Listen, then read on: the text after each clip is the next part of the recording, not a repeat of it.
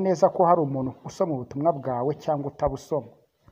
Dore aha ngaha byamaze kugaragara yuko hari umuntu usoma ubutumwa bwacu akoresheje ino Android 11.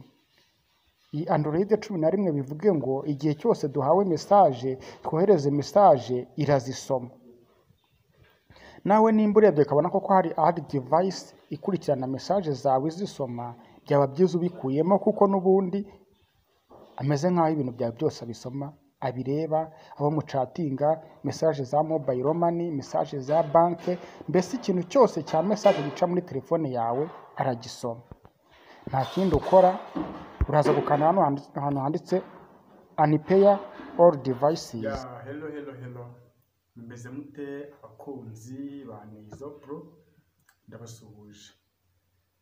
Mwibutsa wowe muntu utarakoze subscribe hano kuri channel yanjye Neizo Pro Official ko wakora subscribe kuko ndabizi neza Niba ino telefone niyo telefone yawe ya mbere ugiye gukoresha.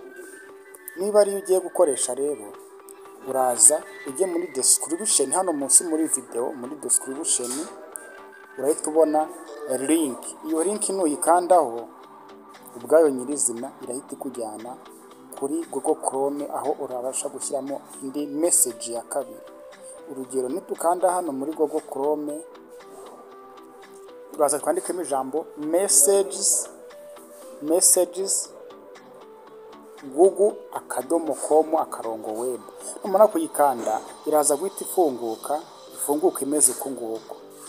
Nimara gufunguka imeze uku, we uraza ukande kano kantu ngo remember to this computer. Kano kantu uragascrollinga kaze kuri runo ruhande. Nimara kugascrollinga uraza ukande hano hantu hasi handitse ngo add message to screen. Nurangiza kwadinga message to screen urakanda hano handitse ijambo install. Bivuge ngo ubu ngubu tumaze kuinstalla indi application muri telefone yacu. Niturangiza turafata ya telefone yacu ya kabiri, tuze tujye hano bandikira message dufungure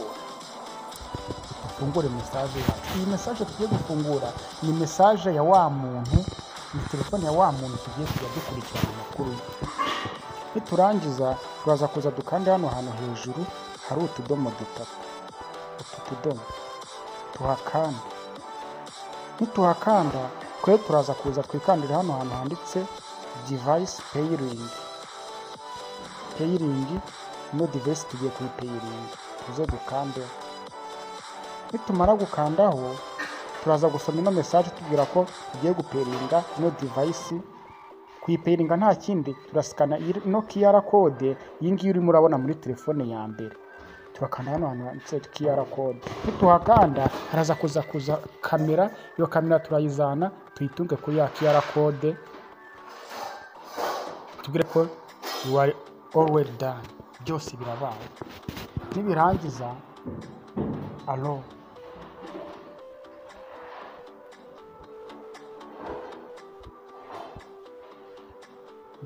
ngira ngo urimo urabibona ko message zatangiye kuza.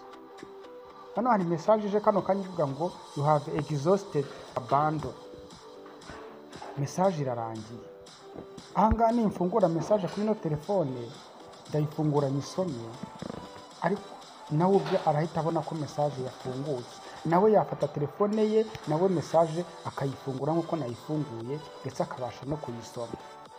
Ibi ngibi bivuge ngo ubutumwa bwose wandikirana n'abantu, message zose uhabwa, uko uzifungura nawe niko yazifungura. Uko yafungura message zawe nawe niko yazifungura. Hano hariho n'irindi jambo rivuga ngo start chat.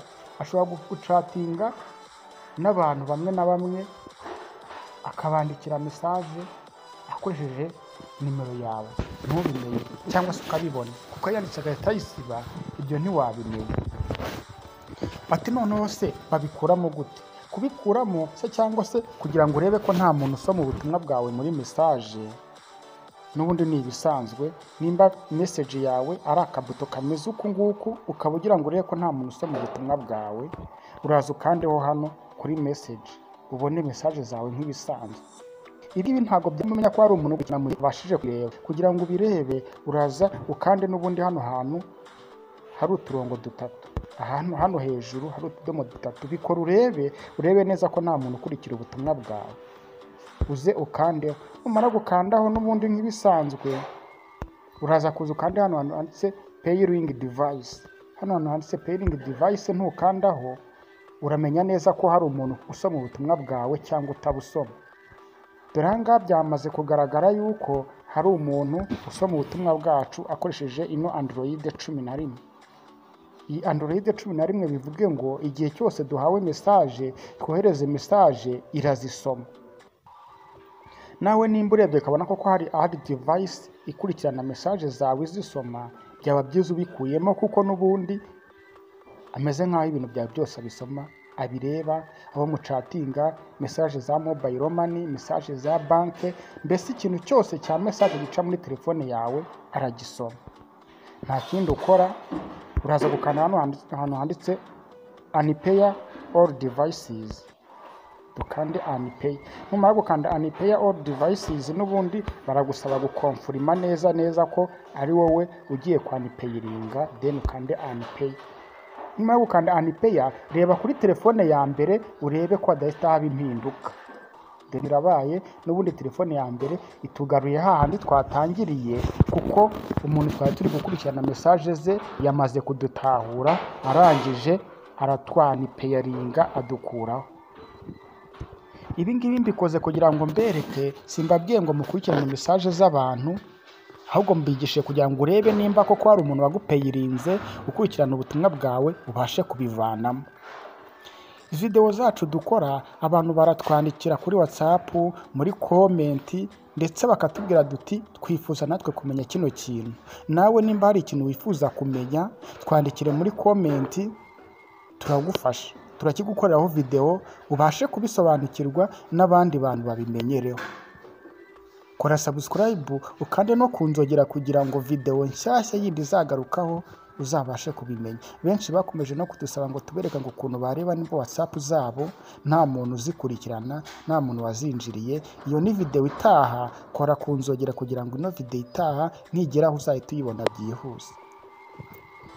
Ni Naizo Pro mwari muri kumwe, ndabashimiye.